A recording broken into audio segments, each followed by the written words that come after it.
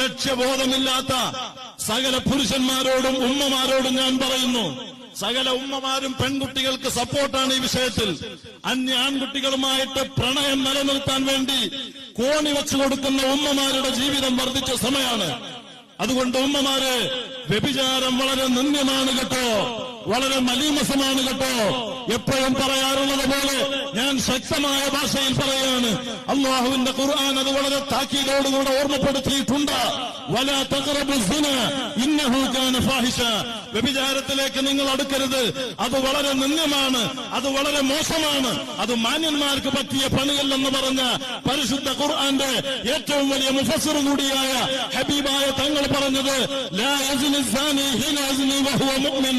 ഒരു വ്യഭിചാരി ആ വിഷയത്തിൽ അന്യ സ്ത്രീ പുരുഷ ദർശനം കണ്ണുകൊണ്ടുള്ള വ്യഭിചാരമാണ്, കൈകൊണ്ടുള്ള വ്യഭിചാരമാണ്, അന്യ സ്ത്രീ പുരുഷ സ്പർശം